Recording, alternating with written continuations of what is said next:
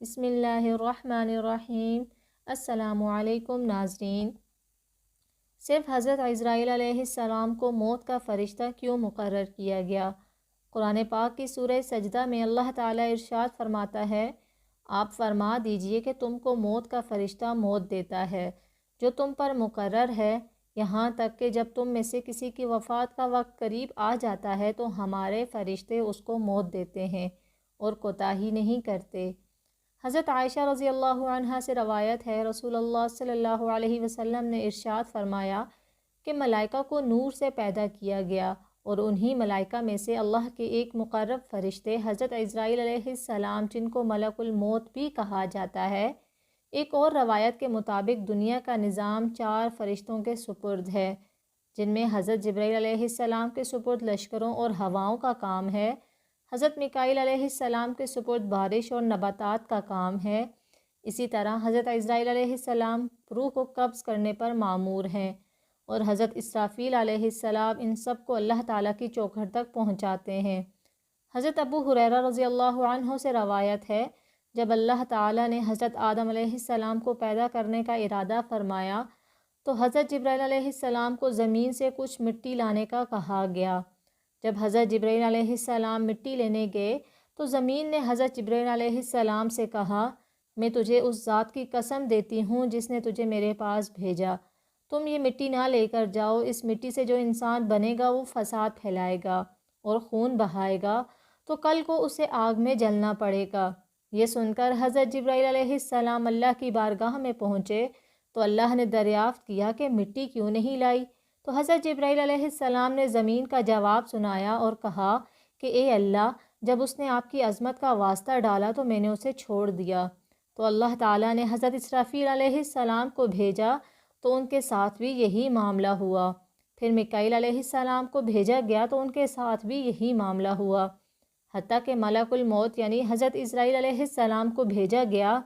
جب زمین نے حضرت عزرائیل علیہ السلام کو بھی یہی جواب دیا تو آپ نے فرمایا، اے زمین، جس ذات نے مجھے تیرے پاس بھیجا ہے وہ تجھ سے زیادہ اطاعت و فرما برداری کے لائق ہے، تو میں اس کے حکم کے سامنے تیری بات کیسے مان سکتا ہوں؟ چنانچہ آپ نے زمین کے مختلف حصوں سے تھوڑی تھوڑی مٹی لی اور اللہ کی بارگاہ میں حاضر ہو گئے تو اللہ نے حضرت عزرائیل علیہ السلام کو حکم دیا، کیونکہ تم یہ مٹی لے کر آئے ہو تو ان کی جان بھی تم ہی قبض کرو گے۔ حضرت عزرائیل علیہ السلام نے عرض کی کہ اگر میں انسانوں کی جانیں قبض کروں گا تو لوگ مجھ سے نفرت کرنے لگیں گے اور مجھے برا بھلا کہیں گے، تو اللہ تعالیٰ نے حضرت عزرائیل علیہ السلام سے وعدہ کیا کہ کوئی تمہارا نام نہیں لے گا اور نہ ہی تمہیں کوئی برا بھلا کہے گا۔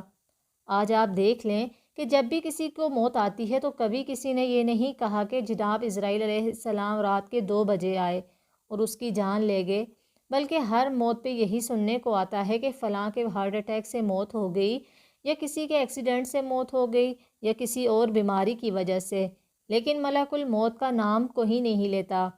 بیان ہوتا ہے کہ ملک الموت دن میں 3 مرتبہ لوگوں کے چہرے دیکھتے ہیں، جس کی عمر پوری ہو جاتی ہے اور رزق دنیا سے ختم ہو جاتا ہے تو اس کی روح قبض فرماتے ہیں۔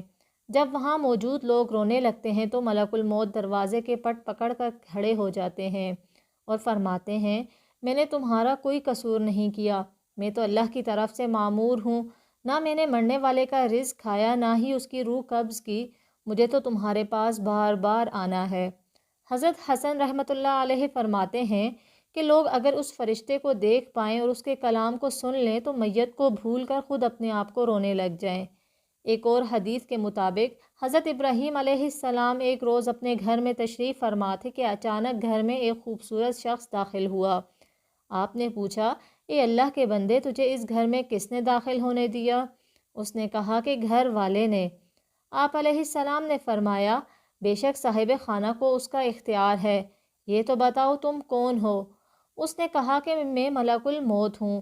آپ علیہ السلام نے فرمایا، مجھے تمہاری چند نشانیاں بتائی گئی ہیں، مگر تم میں ان میں سے کوئی ایک نشانی بھی نظر نہیں آ رہی۔ تو ملک الموت نے پیٹھ پھیر لی تو آپ نے دیکھا کہ ان کے جسم پر آنکھیں ہی آنکھیں نظر آنے لگی اور جسم کا ہر بال نوکدار تیر کی طرح کھڑا تھا۔ ابراہیم علیہ السلام نے فوراً تعوذ پڑھا اور ان سے کہا کہ آپ اپنی پہلی شکل پر تشریف لے آئیں۔ جو اس کی ملاقات کو بہتر جانتا ہے تو ملک الموت کو اسی شکل میں بھیجا جاتا ہے جس میں حاضر ہوا ہوں۔ ایک دوسری روایت میں یوں بیان ہوتا ہے، جب حضرت اسرائیل علیہ السلام نے پیٹھ موڑی تو ان کی وہ شکل آئی جس سے وہ برے لوگوں کی روح کو قبض کرتے ہیں۔ ابن مسعود اور ابن عباس رضی اللہ عنہ کی روایت میں یوں ہے کہ حضرت ابراہیم علیہ السلام نے سوال کیا، اے ملک الموت، آپ مجھے وہ صورت دکھائیں جس میں آپ کفار کی روحوں کو قبض کرتے ہیں۔ تو ملک الموت نے کہا کہ یہ آپ کی طاقت سے باہر ہے۔ تو ملک الموت نے وہ صورت دکھانی شروع کی اور فرمایا کہ آپ اپنا منہ موڑ لیجئے۔